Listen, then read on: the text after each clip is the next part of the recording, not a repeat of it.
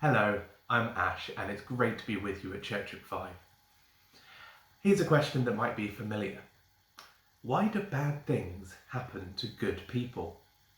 I mean, I'm a pretty good person, so I should have a pretty good life, right? Unfortunately, that's not how life or the world works. I still stub my toe, people have stolen things from me, I've dropped and smashed my phone screen before. Jesus, the goodest person who has ever lived, was rejected, betrayed, beaten, and executed. Bad things happen to good people, and good things happen to bad people. That's just life. But it wasn't always. You see, when God made the world, it was good, full of love, full of life. No death, no natural disasters, no stealing, no broken phone screens. But when Adam and Eve rebelled, they didn't just mess themselves up. They took down the whole of creation with them. The finely tuned balance was toppled as sin flooded into the world. Corruption, decay, death, natural disasters, disease, viruses. And these things don't discriminate. They don't care if you're good or if you're bad, or whether you're a Christian or not. Some people think that being a Christian means you should be happy, healthy, and wealthy all the time. That God is almost like a genie.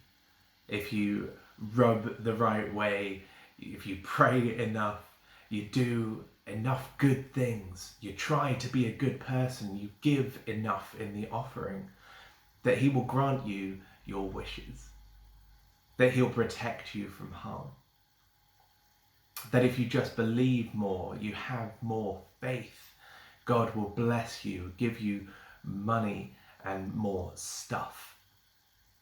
But that's not what we see in the passage that we've had read today.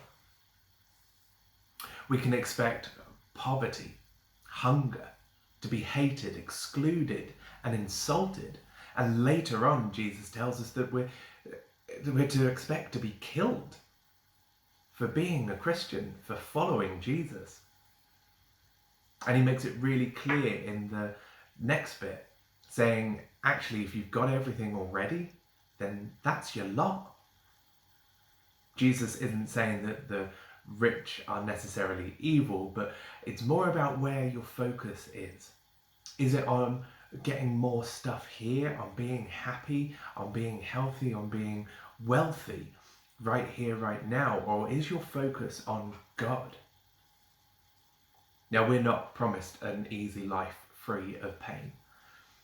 We're not promised lots of money, fast cars, or big houses. We're not promised protection from all dangers. Now, there's nothing wrong in asking God for those things, but don't get in a strop if he says no. We're not entitled to them. God doesn't owe us anything. And that is a really important thing to grasp, because it affects how we see and experience our relationship with God.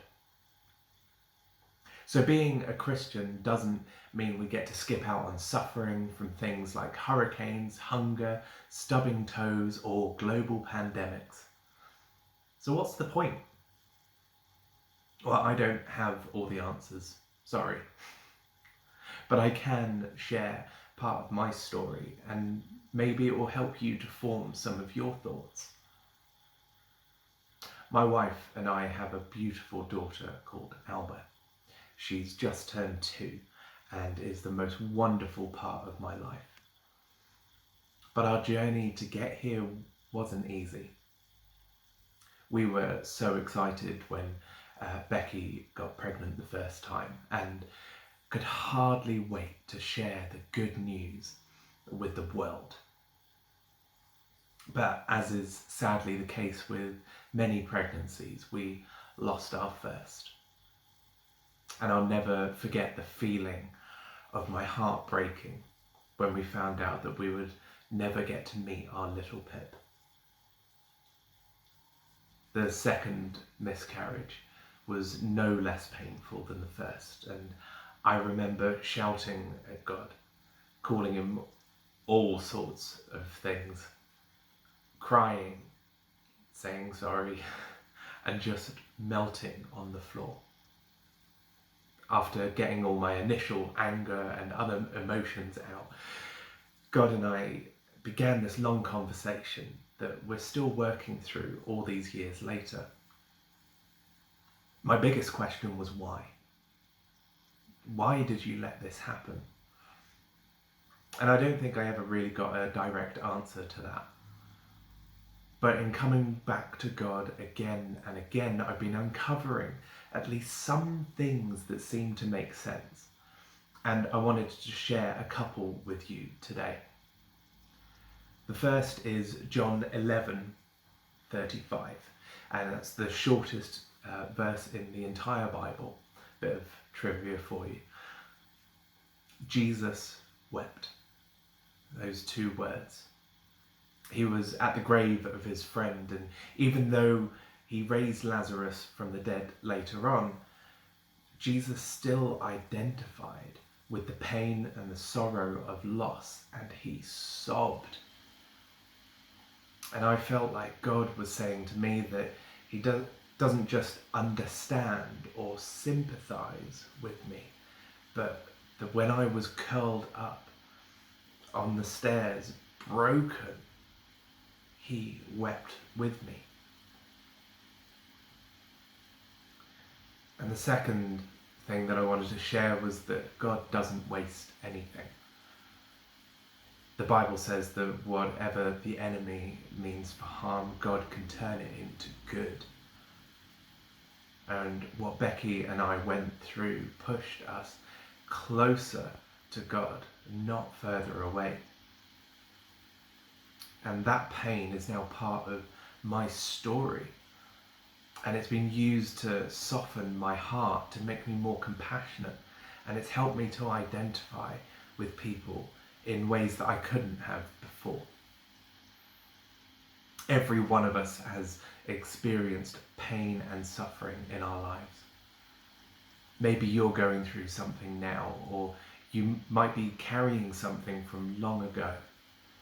But I want you to know that it's never too late to come as you are, however raw the pain, because God longs to connect with you. And even though we're still under restrictions at the moment, we can connect with each other in our little churches to support, to love, to hold each other up, to pray and journey with each other.